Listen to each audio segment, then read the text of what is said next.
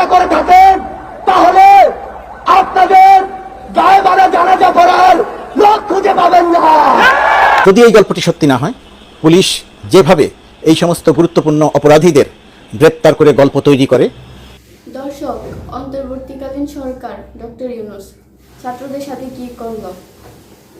দর্শক, গুরুত্বপূর্ণ একটি ভিডিও, চলুন ভিডিওটা দেখে আসি। আর এই ভিডিওটা দেখার পর চ্যানেলটা সাবস্ক্রাইব করে থাকবেন নিয়মিত নিত্য নতুন ভিডিও পাওয়ার জন্য। তো দর্শক, চলুন ভিডিওটা দেখে আসি। এই দুইজনকে গ্রেপ্তার করা হয়েছে। গ্রেপ্তার করার একটি গল্প বলা হয়েছে। সেই গল্পটি যে তারা নৌপথে পালিয়ে যাচ্ছিলেন, সেখান থেকে গ্রেপ্তার করা হয়েছে। সত্যিই যদি এই গল্পটি সত্যি হয় তাহলে খুব ভালো।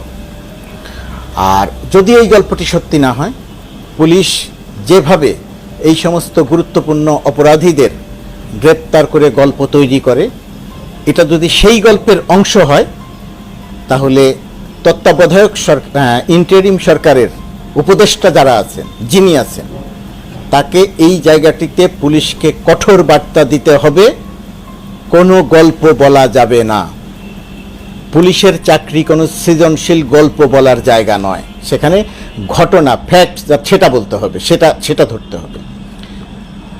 এই আনিসুল হক এবং সালমান এফ রহমানের এই গ্রেপ্তারটিকে কেন্দ্র করে এই গল্প বলার একটি জায়গা, যে গল্প বলা যাবে না, অসত্য গল্প সমাজে ছেড়ে দিয়ে হাসি রসিকতার উপাদান করা যাবে না।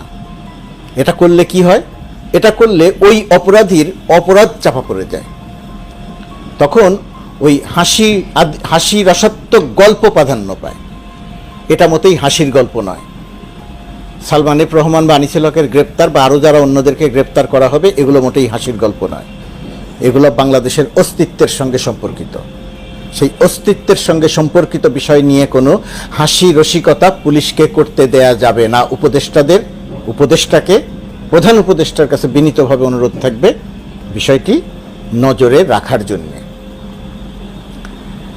এখন আসেন, আনিসুল হক বা সালমান এফ রহমানের অপরাধ কি আর তাদের নামে মামলা কি? কোন মামলায় গ্রেপ্তার করা হয়েছে?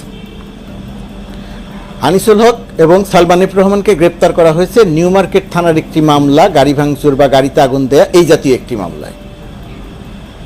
এইটা হচ্ছে পুলিশের পুরনো চালাকি, এক ধরনের বাটপারিও বলতে পারেন। এই চালাকি বাটপারিটা পুলিশ কেন করে? পুলিশ করে মূলত ওই অপরাধীদের বাঁচানোর জন্য।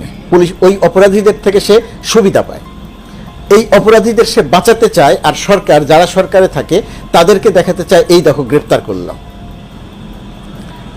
আমি আপনি সবাই জানি সালমান এফ রহমান বা আনিসুল হক ওই নিউ মার্কেট থানার যে মামলা হয়েছে, গাড়ি ভাঙচুর, আগুন দেয়া বা সংঘর্ষ বা সন্ত্রাস, এগুলোর কোনোটাই তারা দুজন করেন নাই।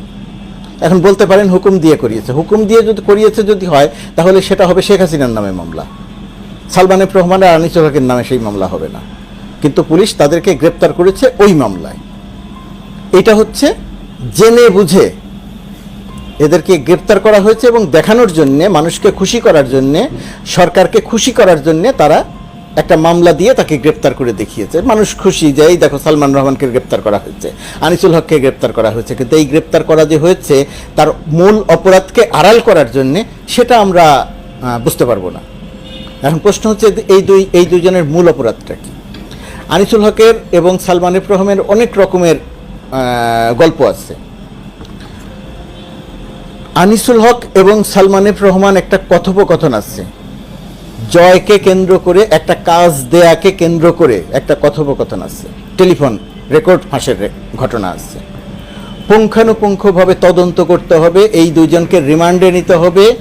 রিমান্ডে নিয়ে ওই তদন্ত রেকর্ডটিতে আসলে তারা কি বলেছিলেন, কোন কেসের কথা বলেছিলেন, কোন অর্থের কথা বলেছিলেন, কোন প্রজেক্টের কথা বলেছিলেন, সেই কাজটি কে পেয়েছে, কত টাকা এদিক সেদিক হয়েছে, এটা বের করা। অর্থাৎ আনিসুল হক এবং সালমান এফ রহমানের বিরুদ্ধে মূল অপরাধ হচ্ছে আর্থিক দুর্নীতি।